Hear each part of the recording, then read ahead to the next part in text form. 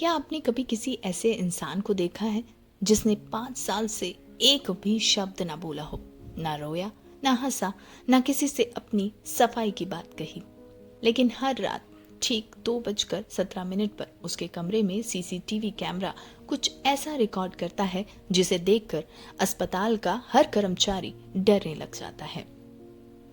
आज की कहानी है खामोश गवाह, जहां हर सच एक झूठ जैसा लगता है और हर खामोशी एक चीख छुपाई बैठी है।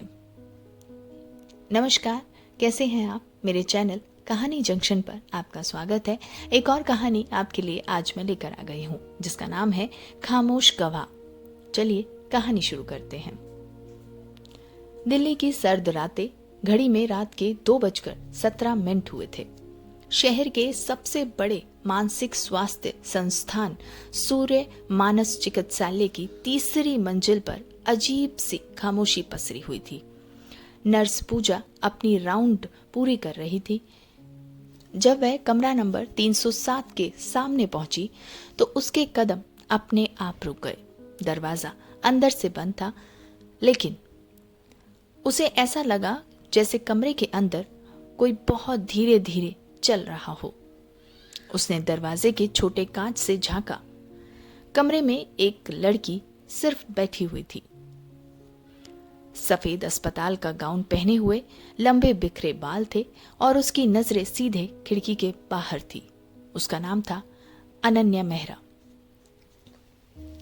अनन्या पिछले 5 साल से इस अस्पताल में भर्ती थी।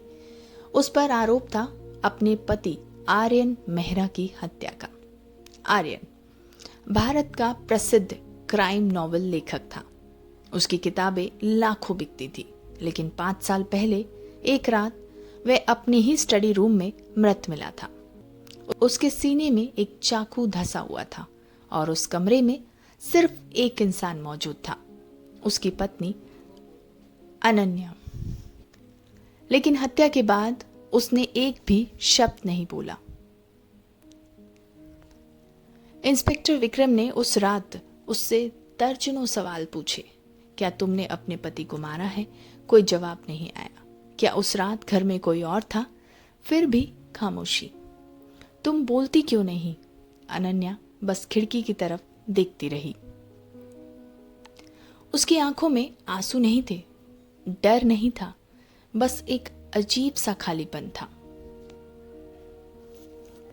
5 साल बाद अस्पताल के डायरेक्टर ने एक नए मनोवैज्ञानिक को बुलाया, डॉक्टर आरव कपूर, जिसकी उम्र 35 साल और पेशा क्रिमिनल साइकोलॉजिस्ट।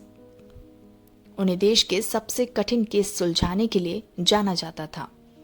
पहले ही दिन डायरेक्टर ने कहा, डॉक्टर आरव, अगर आप ये केस सुलझा दें तो शायद मेडिकल हिस्ट्री बदल जाएगी। आरव मुस्कुराया। हर इंसान बोलता है सर, बस किसी की आवाज शब्दों में होती है और किसी की खामोशी में। अगली सुबह आरव पहली बार कमरा नंबर 307 में गया। अनन्या वहीं बैठी थी, खिड़की के पास। आरव ने कुर्सी खींची और उसके सामने बैठ गया। 5 मिनट कोई कुछ नहीं बोला। फिर आरव ने धीरे से कहा, मैं तुमसे कुछ पूछने नहीं आया हूं। अनन्या ने कोई प्रतिक्रिया नहीं दी। मैं बस तुम्हारी कहानी सुनने आया हूं। फिर भी वो पूरी तरह खामोश रही। आरव उठकर जाने लगा। तभी उसे लगा जैसे अनन्या की उंगलियां हल्की सी कांपी हों। वह रुका, पीछे मुड़कर देखा, लेकिन अनन्या फिर बिल्कुल स्थिर बैठी थी। उसी रात के 2:17 गार्ड ने सीसीटीवी रिकॉर्डिंग देखी। उसका चेहरा सफेद पड़ गया। वीडियो में अनन्या अपने बिस्तर पर बैठी थी और वह धीरे धीरे उठी, दीवार के पास गई और अपनी उंगलियों से दीवार पर कुछ लिखने लगी। लेकिन जब गार्ड और नर्स कमरे में पहुंचे, दीवार बिल्कुल साफ थी, कुछ भी लिखा नहीं था और अनन्या फिर से उसी जगह बैठी थी, जैसे वह कभी वहां से उठी ही ना हो। अगली सुबह डॉक्टर आरव ने सीसीटीवी रिकॉर्डिंग कई बार देखी। वह वीडियो रोक कर जूम करता है और अचानक उसकी नजर दीवार पर पड़ती है। बस एक फ्रेम के लिए दीवार पर 3 शब्द दिखाई देते हैं, वह अभी जिंदा है। आरव की सांसें तेज हो जाती हैं। वह धीरे से बुदबुदाता है, अगर यह सच है तो 5 साल पहले मरा कौन था? पिछली रात सीसीटीवी में दिखाई दिए 3 शब्द, वह अभी जिंदा है। डॉक्टर आरव पूरी रात सो नहीं पाया। सुबह होते ही वह रिकॉर्डिंग लेकर डायरेक्टर के कमरे में पहुंचा। डायरेक्टर हैरानी से, डॉक्टर आरव, क्या आपको लगता है कि यह वीडियो एडिट किया गया है? आरव शांत स्वर में, नहीं सर, लेकिन मुझे लगता है कि कोई सच 5 साल से हम सब से छिपा रहा है। डायरेक्टर कुछ पल चुप रहे, फिर उन्होंने अपनी अलमारी खोली और एक पुराना धूल से भरा डिब्बा मेज पर रख दिया। ये अनन्या का सामान है, पुलिस को इसमें कुछ नहीं मिला था। अगर आपको लगता है कि इसमें कोई सुराग है तो देख लीजिए। आरव ने डिब्बा खोला, उसमें कुछ पुरानी तस्वीरें थी, एक टूटी हुई घड़ी और चमड़े के कवर वाली एक छोटी डायरी। पहले कई पन्ने खाली थे, फिर एक पन्ने पर सिर्फ एक वाक्य लिखा था, अगर मैं कभी चुप हो जाऊं तो मेरी आंखों पर भरोसा करना, मेरे शब्दों पर नहीं। आरव ने गहरी सांस ली। यह किसी डर में लिखा गया था। उसी समय अस्पताल की नर्स पूजा कमरे में आई। सर, एक अजीब बात है। क्या? अनन्या कभी किसी से बात नहीं करती, लेकिन हर सोमवार शाम 5 बजे वह अस्पताल के पुराने बगीचे की तरफ लगातार देखती रहती, जैसे किसी का इंतजार कर रही हो। आरव ने तुरंत घड़ी देखी। आज सोमवार था। शाम के 5 बजे आरव दूर खड़ा होकर अनन्या को देखने लगा। पहली बार उसके चेहरे पर हल्का सा भाव आया। उसकी नजर अस्पताल के पुराने बंद पड़े गेट पर टिक गई। ठीक उसी समय एक काले रंग की कार बाहर आकर कुछ सेकंड के लिए रुकी और फिर बिना कुछ किए या किसी के उतरे आगे बढ़ गई। लेकिन कार जाते ही अनन्या की आंखों से एक आंसू निकल पड़ा। 5 साल में पहली बार किसी ने उसे रोते देखा था। उस रात आरव फिर अनन्या के कमरे में गया। इस बार उसने कोई सवाल नहीं पूछा। उसने डायरी उसके सामने रख दी। अनन्या ने धीरे से डायरी की तरफ देखा। उसकी उंगलियां कांपी और उसने पहली बार कोई हरकत की। उसने डायरी खोली, आखिरी खाली पन्ने पर उंगली रखी और फिर आरव की तरफ देखा। आरव समझ गया। तुम चाहती हो मैं यहां लिखूं? अनन्या ने बहुत हल्का सा सिर झुका दिया। आरव ने पेन उठाया और लिखा, तुम किससे डरती हो? कुछ सेकंड पूरा कमरा शांत रहा। फिर अनन्या ने कांपते हाथ में पेन उठाया। 5 साल में पहली बार उसने कुछ लिखा, सिर्फ एक शब्द, परछाई। आरव ने पढ़ा और उसके शरीर में सिरहन दौड़ गई। परछाई? कोई इंसान या कोई राज? उसी क्षण अस्पताल की पूरी बिजली चली गई। पूरा वार्ड अंधेरे में डूब गया और अंधेरे के बीच कमरा नंबर 307 में किसी आदमी की धीमी आवाज सुनाई दी, डॉक्टर, अब बहुत देर हो चुकी है। आरव ने टॉर्च जलाई। कमरे में सिर्फ वह और अनन्या थे, लेकिन वह आवाज किसकी थी? बिजली वापस आ चुकी थी, लेकिन डॉक्टर आरव के मन में अंधेरा और गहरा हो गया था। उसे साफ साफ एक पुरुष की आवाज सुनाई दी थी, लेकिन कमरे में था कौन? उसने तुरंत पूरे वार्ड की जांच करवाई। सीसीटीवी देखा गया, दरवाजे की इलेक्ट्रॉनिक एंट्री चेक की गई। कोई भी अंदर नहीं आया था, जैसे वह आवाज कभी थी ही नहीं। अगली सुबह आरव ने 5 साल पुरानी केस फाइल फिर से खोली। उसकी नजर एक ऐसी बात पर गई जिसे पहले किसी ने महत्व नहीं दिया था। हत्या वाली रात घर के बाहर लगे कैमरे में एक काली एसयूवी दिखाई दी थी, लेकिन पुलिस ने उसे पड़ोसी की गाड़ी समझकर नजरअंदाज कर दिया था।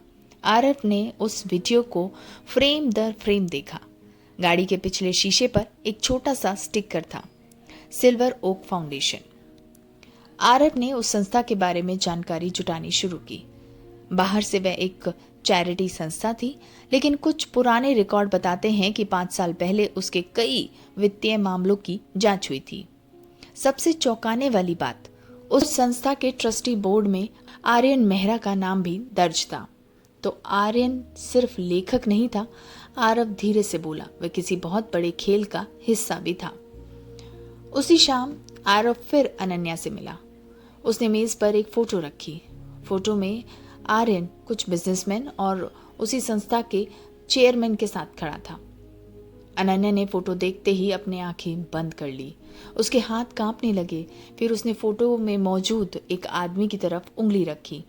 वह आर्यन नहीं था, वह था विक्रम सूद, संस्था का चेयरमैन। क्या यही परछाई है? आरव ने पूछा। अनन्या ने धीरे से सिर हिला दिया। पहली बार आरव को लगा कि वह सही दिशा में बढ़ रहा है। उधर किसी और की नजर भी आरव पर थी।